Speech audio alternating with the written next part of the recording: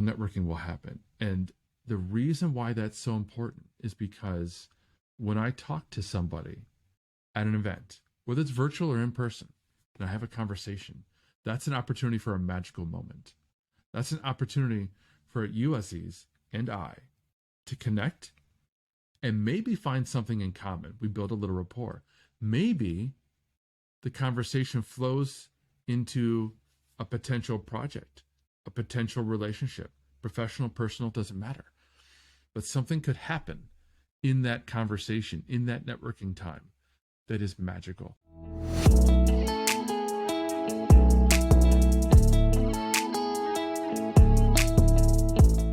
Once upon a time, there were millions of businesses struggling.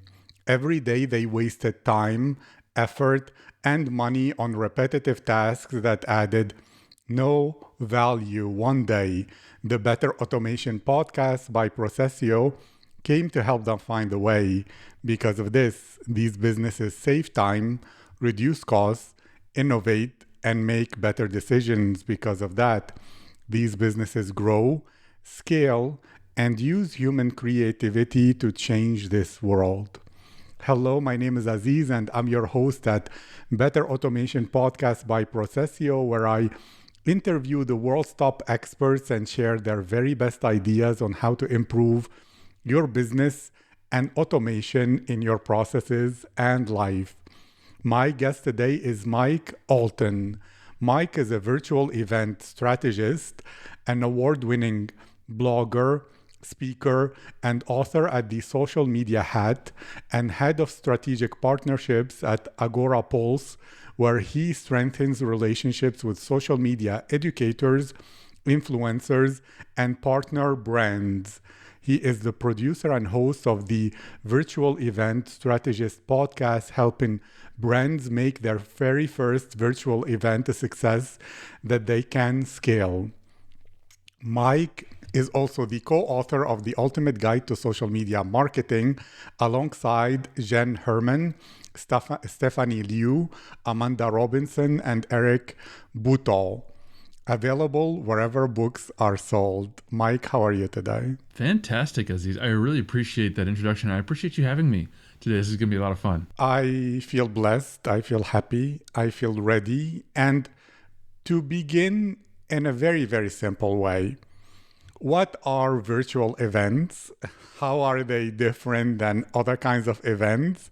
And more importantly, what value do they add to any business using them? That's actually a really big question. We could spend the next hour just answering this question, but I'll keep it simple for everybody listening. Virtual events could be anything that's happening online that's scheduled. So that could be a webinar. That could be a live stream to Facebook or LinkedIn. Those, in fact, are called events on those platforms. It could be a trade show. It could be a meetup. Or it could be a big, massive summit and a conference that's taking place 100% or almost 100% online. Just depends on your perspective and your worldview and your experience. A lot of people are used to webinars. So when I say virtual event, they're thinking a webinar. They're thinking, one or two people speaking. Maybe it's recorded. Maybe it's live. Maybe I had to register for it. Maybe I didn't. That's their perspective. The virtual events that I come through are live streaming to social platforms or massive virtual summits. That's been kind of my wheelhouse. So there's a lot of options within that virtual event genre, right? If we're saying we're going to do a virtual event, we probably got to narrow it down. But that speaks to the benefits and the goals as a business. If you were going to think about doing a virtual event, there's a lot that you can get out of it. I've written about 10 or more benefits that businesses can get from doing virtual events. The most obvious one is leads.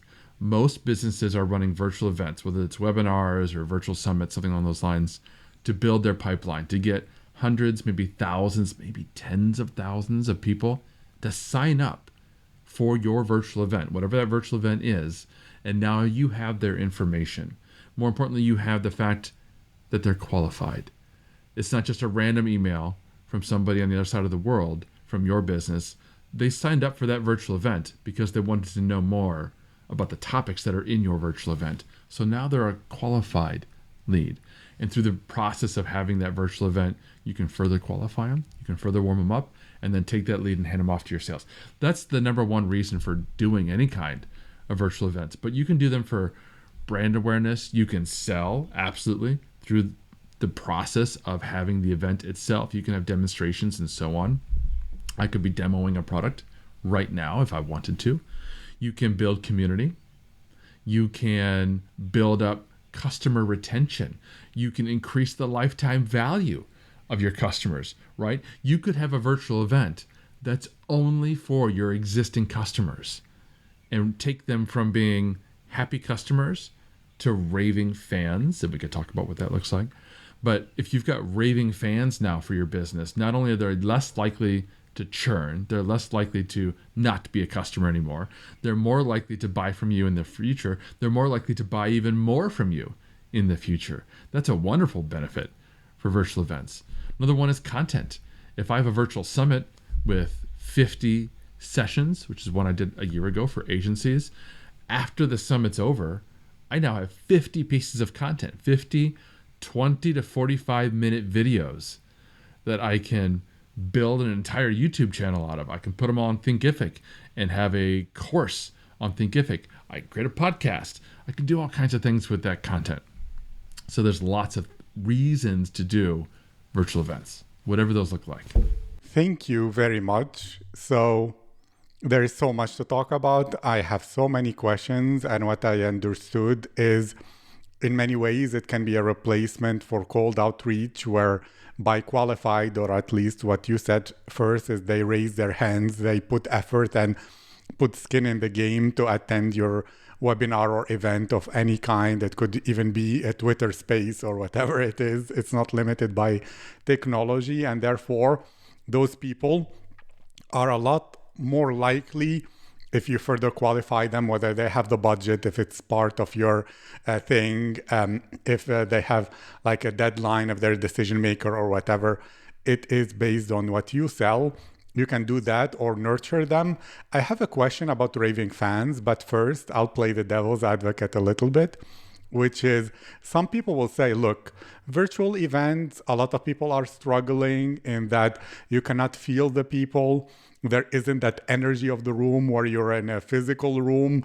People like Tony Robbins, they're so excited to return to a physical seminar because they can create an energy that creates more sales, more bonding, whatever. And it cannot really be created in the same way when people are dispersed all across the globe.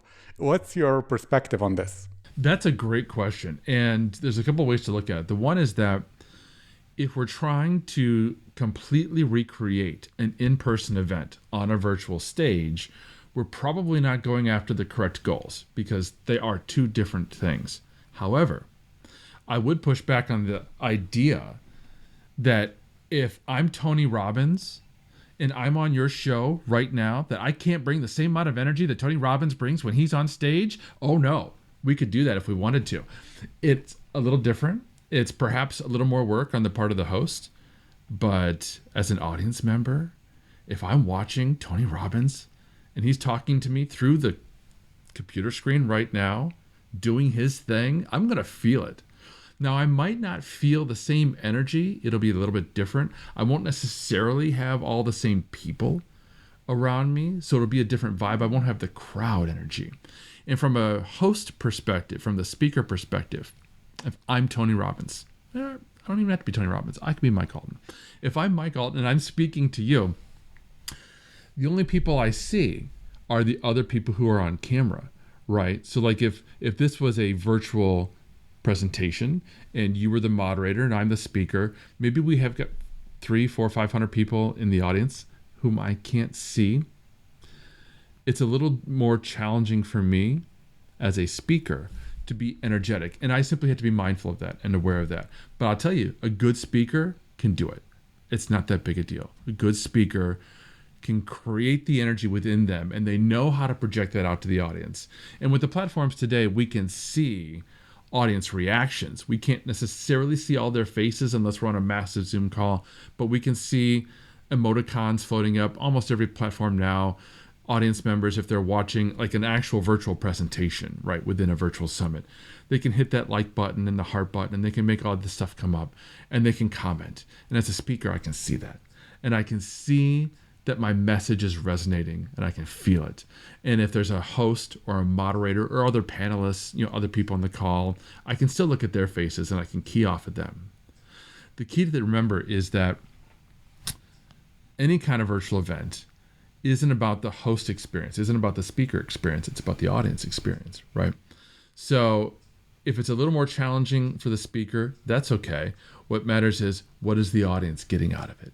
Is the speaker bringing that energy? Are they motivated? Are they excited? If that's the energy we want, then the audience is going to feel it, and they're going to be excited. And they're going to take away from that session the desired emotional impact and feeling. Now, to the point of the question, not every speaker is able to do that, right? Not every virtual event has the audience in mind, has a speaker equipped to deliver an emotionally charged presentation. So it's not uncommon to attend a virtual event and walk away from it feeling like, that wasn't great. I didn't feel anything from that. That wasn't memorable. And to be honest, to be fair, that happens in person too. Many of us have been to in-person presentations that were boring, that we fell asleep at. Just think about collegiate classes where you've got a professor at the front of the class who's droning on. I'm not having to make that up. That happens on a regular basis. We're just not comparing apples to apples there when we say, well, virtual events can't do that. They can. You just got to be mindful of that. The other fun thing about virtual events is that too often, virtual event planners are not building in opportunities for that crowd engagement, that crowd energy.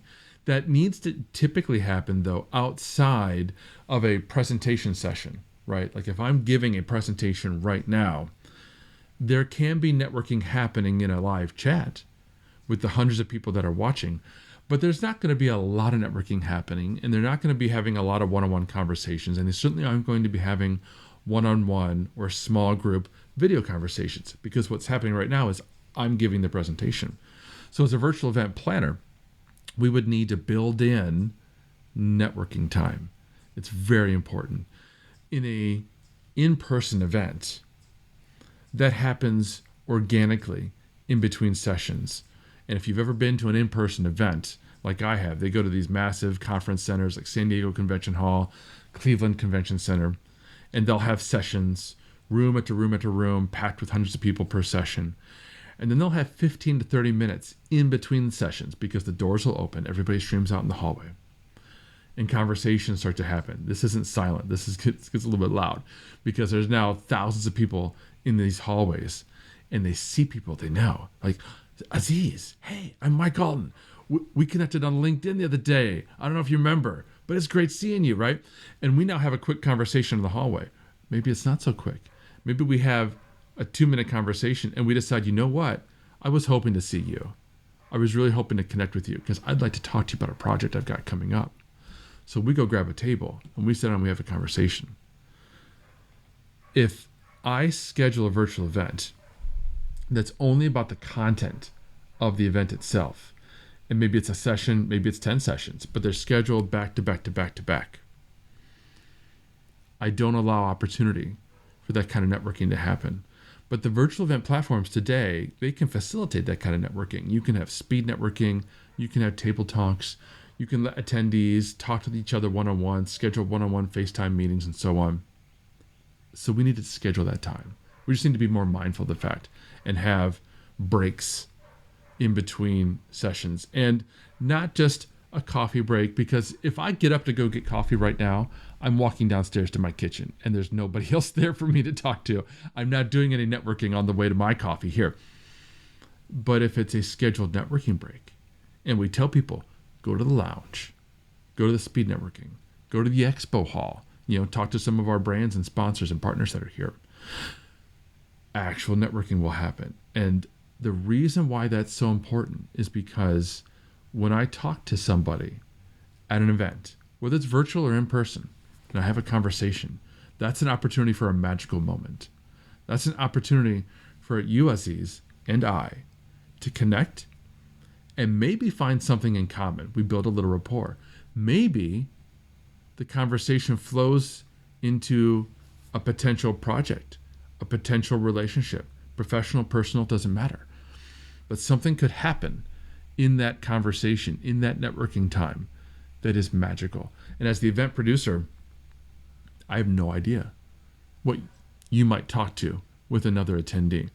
I can only know that the conversations will take place. And I can know from past experience that out of those conversations, magical moments and relationships will happen that will cause you to look back favorably on that event. And it'll cause you to think favorably about my brand because I put on that event. When I think about my best friend, I remember that the first time I got to meet her face to face was at Social Media Marketing World in San Diego, put on by Social Media Examiner. When I think about the job that I have at Agorapulse, I can recall that I met my CEO, my boss, the guy who hired me at that same event. It was a couple years earlier. But I met him in 2016 at this event, and he hired me 2 years later. And my first day on the job was at that event in 2018. And so I will forever link in my mind Social Media Marketing World and the brand that put it on, Social Media Examiner, with 3 very positive events in my life. And nobody can ever take that away. Those were magical moments that I had as a result of those events. That's what can happen. So you can absolutely create virtual events that are exciting, that are interesting, that are impactful. Just gotta maybe think about it a little bit differently. Thank you. I love this. It reminds me of 2 mental models, if you might say. The IKEA effect, which is that when people are involved in the creation of an event or of a product, they fall in love with it, feel a sense of connection with it. Therefore, that's what it allows, as well as in networking, being a person who can connect people. And the reason new relationships start is a huge value add. And therefore, you're doing it at scale with your events. And therefore, it's not even about the content, the fact you allow for. And I have heard a lot of founders, they say, yes, I met my partner in this business at XYZ event, or saying, oh, wow, 10 years ago, we met at this conference, blah, blah, blah. Like I hear that quite often. So in many ways, networking is you're finding different ways to hit like multiple birds with one stone, which is you don't just deliver value in terms of content or whatever it is that you do, but you allow for alliances, which is as human beings, surviving in nature. It was through tribes and alliances that we were able to stay alive, and therefore you're helping people survive. And that's like the hugest primal value you could ever do. And they see you, of course, as an ally, and the goodwill will be fantastic. And I love this.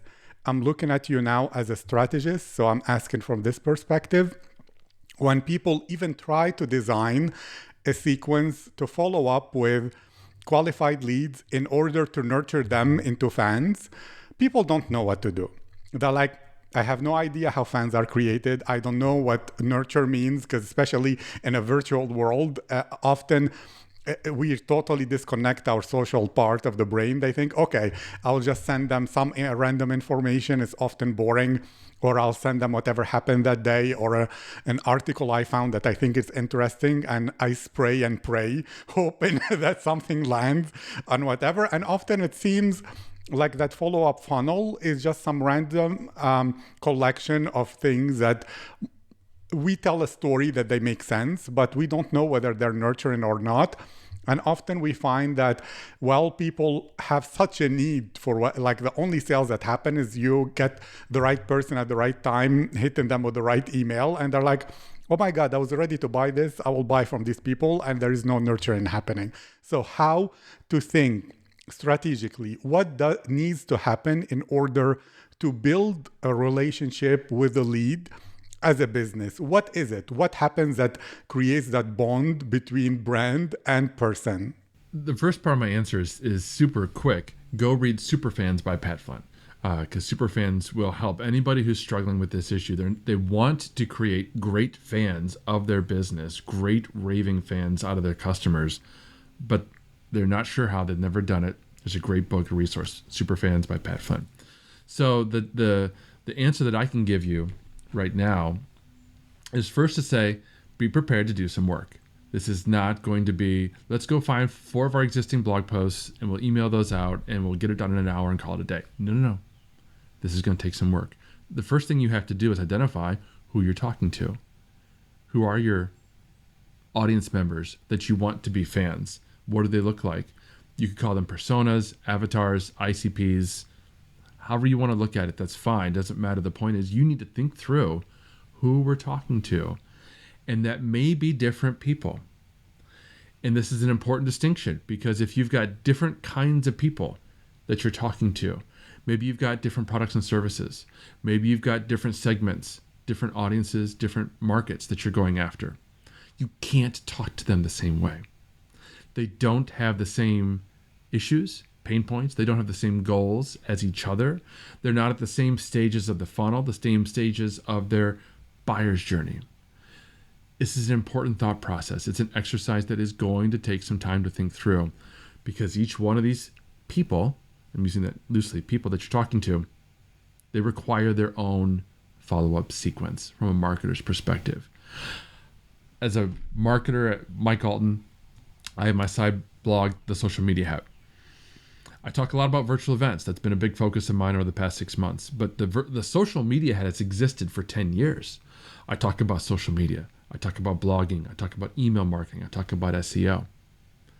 Somebody who's following me because they read all of my content about Facebook and they want to learn more about Facebook, they're not interested in virtual events. I can't assume they're interested in virtual events. I can't assume they want to know more about all the virtual event stuff that I'm doing. And I can't treat them the same way. However, if someone signs up for my webinar on 10 benefits of virtual events for SaaS companies, that's different from somebody who signed up for my Facebook survival kit, right? They've got a different mindset, probably different background, definitely different pain points and struggles. So if I'm building a funnel for the people who signed up for my webinar, they're looking for reasons to do a virtual event. And I wrote the title very specifically for SaaS brands, right? So that's probably true for them. They're probably coming from a SaaS company. Now I know something about them. And I know that not only are they interested in virtual events and that they're from a SaaS company, but because they're exploring the benefits of a virtual event, that means they're thinking about putting on a virtual event of their own. That means at the start of the webinar, they were unsure if they should. Hopefully by the end of the webinar, they're sure that they should. Now I can start to build out a sequence of emails, of content, of touch points that I'm going to automate using whatever system I want. That's going to regularly reach out to this person and say, hey, I know you signed up for this webinar. Here's something else of interest to you. And I phrase it that way because the purpose of the sequence, the ultimate purpose is to sell, but the purpose of the sequences themselves is to establish what I call know, like, and trust. They signed up for the webinar. They hopefully watched the webinar. That doesn't mean that they got to know me. That was a 20-minute webinar. Maybe they get to know me a little bit, but probably not a lot. They probably don't trust me. We haven't built rapport. We haven't had a conversation. They definitely don't know everything that I could do for them. They definitely don't know everything that they need to know to make a decision to buy, whatever that is, whatever that looks like for your business. So I usually recommend most sequences have between 4 to 10 steps. And that's going to depend on your customer, their buying cycle, the size of whatever it is that you're selling. If you're selling a $5 item, obviously you don't need 4 or 5 emails in your sequence. But if you're trying to sell a retainer client where they're going to pay you hundreds of dollars per hour, if you're trying to sell a big service that might be thousands of dollars or tens of thousands of dollars, you're going to warm them up. And you're going to recognize that their buying cycle is probably measured in months, not days, weeks, or hours. So you design a series of emails that are going to help demonstrate that you know who they are. You know that the pain that they're going through is very real, and you're there to help them through that pain in a non-salesy way. By that, I mean, you're going to have resources. You're going to create resources if you don't already have resources. Blog posts, ebooks, FAQs, video content, podcast content, whatever it is that you think would be most helpful to that individual without actually obviously replacing whatever it is that you sell. That's the creative line that you've got to tightrope walk as you create content, whether it's top of funnel, middle funnel, bottom funnel, it doesn't matter. You got to think through, how much can I share? How much can I teach without taking too much away from what I can actually deliver professionally from a sales perspective? And you do that over the time, and you think through, if somebody just signed up for the webinar, where are they in their buying process? Where do I want to get them? How can I help them get there? You can also think through some really fun psychological nuance, like, well, what's their learning style? They signed up for a visual webinar. That means they might prefer visual content. You might also have an ebook on your site, and you might actually have a different sequence for the ebook than you do for the webinar. Because the webinar was visual, the ebook is digital. I'll give you a little clue. I'm a digital person. I would much rather read an ebook than watch a video. I feel like I can consume the ebook faster. I can skim sections that don't apply to me. Whereas a webinar, I'm stuck with the video for 20 minutes and I don't know what's coming next. So I just have to sit and wait for the video to play to its conclusion. Other people prefer video content. Other people prefer audio content. So you could have a series of videos. You could have a series of articles and white papers. You could have a series of podcasts. That's what I did with my own podcast. My own podcast, the very first 4 episodes were very strategically created so that I can refer people to episode 1 who want to learn more about how to create their first virtual event. I could say, hey, go listen to the Virtual Event Strategist Podcast, episodes 1 through 4. The rest of the episodes are very topical, and maybe you need them, maybe you don't. But the first 4 episodes, I want you to listen to those in order. And I chose to do that because I know some people prefer that kind of medium. That's how they learn best. The other thing you can think about is what we call the convincing strategy. In other words, how many times does somebody need to think about, hear about, or even touch something before they decide to make a purchase? This is best informed either through an actual conversation like we're having today, where I might ask you some questions and I might gauge your responses. Or you look at your data and you look at how many times a prospect read a blog post, watched a video, listened to a podcast, attended an event before they became a paying customer, and look at that persona information and understand for yourself as a business. Because most people don't have this information. I'll tell you this right now. Most people don't know the convincing strategy of their audience. So if you can figure out the convincing strategy of your target ideal customer, I mean, you want more of these people because they pay you on time, you love working with them. Whatever that ideal customer is for you, you want more of them. What is their convincing strategy? How many times do they need to talk to you? Or is it they need to understand the value, they need to understand the price, or whatever it is? Whatever that convincing strategy is, if you can figure that out and nail it then in your copy. Give you an example. Let's suppose that I need to have been reassured 7 times. That's just what it is for me. I need to think about something. It needs to be brought up in my mind. I need to read something from a particular brand about a big problem. I need that about 7 times on average. And if I'm your ideal customer, I just told you, email me 7 times. Not in one day. That will be an opposite effect for you. But if you set up a sequence of 7 drips and you give me 7 reasons to buy from you, and that's my strategy, you're sold. You just made a sale. And the beauty of having a sequence is now you can automate and scale it, right? Now you just need to work on that top of funnel. You need to bring those people into that funnel because the sequence is going to sell them. I love this. And this ties in so perfectly to My next question, I know I want more time with you. You have a lot of insight, a lot of wisdom. I'm learning and loving every second. So this is the question. The top of funnel, and to focus on social media specifically, since you know a lot about that, as well as is the topic of the day in many ways. Okay, people will say, I'm a creator, I'm a business person, I am whatever. I don't want to be dancing on TikTok or whatever is going viral on social media. And I don't want to just post links to my blog posts that I put for SEO purposes or whatever. What kind of content can I put that will make people know, like, and trust me? And if I want to go further and build a personal brand, what does that mean? What is it? How does it work in this social media world? And why do I even need it if we lived for millions of years being ourselves and we didn't need to have any personal brand in theory? I mean, in practice, it's a different thing. Well, the answer to the first question is implied in the answer to the second question is implied in the first question.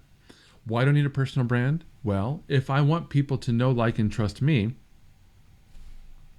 that's me.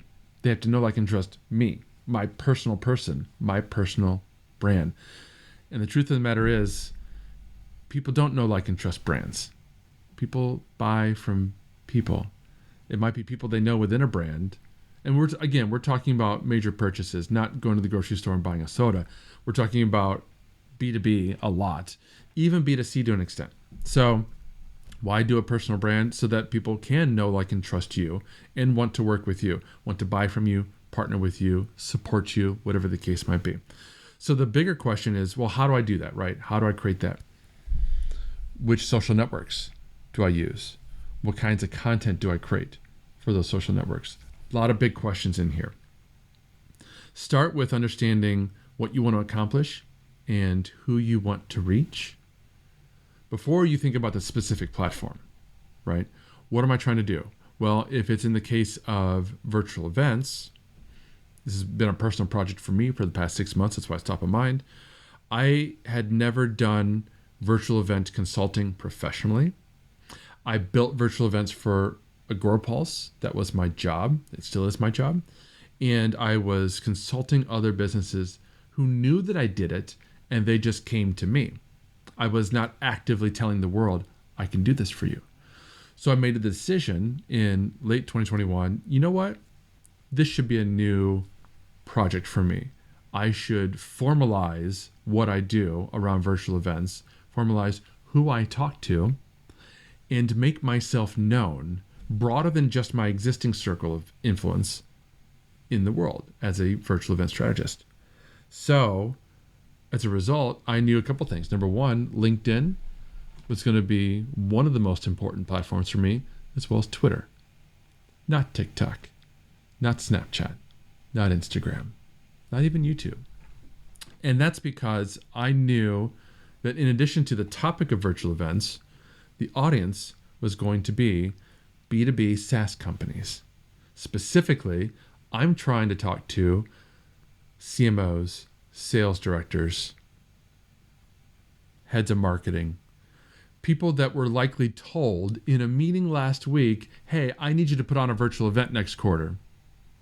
And they said, oh, okay, great. And then they went away from that meeting thinking, well, how the heck am I going to do that? Because they've never done it before. Those are the people that I'm talking to today. And I'm reaching them through LinkedIn and Twitter. Now, I know that because I know the social networks and know the demographics. So once you figure out what is it you want to accomplish and who you're trying to reach, you might need to do some more homework because you might not be as familiar with the social networks as I am, and you might not have that information in your head, but that's okay. That is the next thing, though. Figure out which platforms will best serve me, are most likely to be the active home of the audience I'm trying to reach in a way that I can reach them. Because here's the thing. There are CMOs on TikTok. TikTok's like what the fastest growing social network in the world, right? It was the number one app downloaded in 2021. It was the number one most visited website in 2021. There are CMOs on TikTok, but do they identify as CMOs on TikTok? No. You can't find CMOs necessarily on that particular platform. So it's a little bit harder to reach that audience on that platform. And they're not going there typically in a mindset where I would be able to speak to them. To your point, TikTok is a very much entertainment focused platform. If I'm creating content for TikTok, first and foremost, it has to be entertaining or it's not going to work very well. So that's the fourth and final consideration. What can I do? What kind of content can I create? And we have to think through the first three questions. Who are we trying to reach? What are we trying to accomplish? And what's the platform? Because once we're armed with that information, now we can think more specifically and strategically and tactically about the content that we are going to create. LinkedIn doesn't have short form vertical video, so that's out of the question. With LinkedIn, it's short form text content that performs best. And again, I have that information up here because I'm in the industry. For those of you listening or watching, you may have to do some more homework. Okay, well, I've decided that Instagram is the best platform for me because that's where my audience is. Great. Google how to post to Instagram, best content for Instagram, best Instagram strategies, or go to Jen Herman's site, jenstrends.com, and she'll teach you everything you need to know about Instagram. But that's the process. That's the thought process. What do I want to accomplish? Who am I trying to reach? What's the best platform to reach them? And then finally, now, what's the content that I need to create? Now, I'll tell you, whatever content you're creating for social networks, that's the initial attention-grabbing tactic. Your strategy for social media is to network with people and grab a little bit of their attention at a particular moment in time. That's not where you're going to truly establish know, like, and trust. That's what your website's for, or your podcast, or your YouTube channel, where you can have long-form content, where you can actually establish know, like, and trust. Because here's the thing. I love that you mentioned, I don't remember how you put it. You didn't say since the dawn of time, but it was that kind of a phrase, right? For a long time, as human beings, we've been able to establish relationships with each other without TikTok, without Snapchat, without Facebook, right? And that's because as prehistoric humans, we developed cues. You can see my hands. And I could sit with my hands on my lap while I'm talking, and I could control myself and not speak with my hands if I wanted to. I deliberately allow my hands to do these kinds of things because I know that our prehistoric parts of the brain, if you see my hands, you know I'm not a threat. You know I'm not hiding a weapon behind my back. And you've never thought about that probably consciously, but our unconscious mind still thinks along some of those ways and knows that if you can see my hands, I'm not a visual threat. And there's other things. If I'm smiling, if I'm making eye contact to you, one of the things that I do before coming into an interview like this, I've got my good camera on. We're in a platform. We happen to be using Riverside. I make the Riverside app as small as I can in the upper middle portion of my screen. So right now, I'm looking at Riverside, but it appears as though I'm looking into the camera. And if anyone's watching the video, they're seeing my eyes look at them as though we're in the same room together. We're making eye contact. Eye contact is such an important nonverbal cue. But of course, you're also listening to my voice. You're listening to the tenor, the pace, and other aspects and tactics between the things that I'm saying. You're picking up on it, even though you're not thinking about it consciously. Your unconscious mind is thinking, Mike is calm. Mike seems focused. Mike seems authoritative. You don't realize it because I'm not doing it.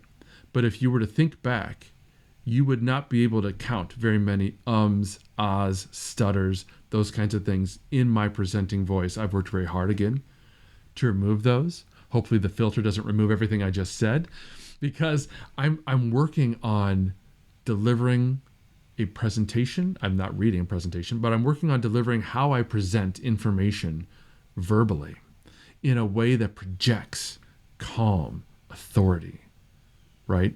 Tranquilness. It's almost too tranquil sometimes. I know, I get it. But what's coming across, hopefully, is that I know what I'm talking about. Not just in what I'm saying, but how I'm delivering that information. So that's how you can deliver and create know, like, and trust through a personal brand, by creating long-form content like this. This wasn't a 30-second soundbite on Twitter or an Instagram reel or a TikTok, right? This has been a long-form podcast interview. Then hopefully by the end of this interview, you know a little bit more about me. You've gotten to know, like, and trust me a little bit more, even if we're not in the same room. That's wonderful. This is one of my most favorite episodes on the podcast. And on all of my podcasts, I did more than 500 interviews. So that says a lot.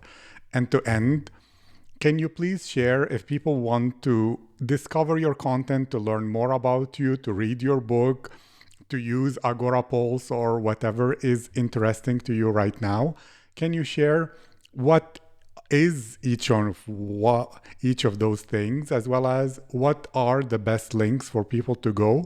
And I'll make sure to write some of them in the episode description. Yeah, so I appreciate that. First of all, I really appreciate your feedback. I love that you think this is your best episode ever. That's honoring and humbling to me. I really do, honestly. Appreciate that you said that.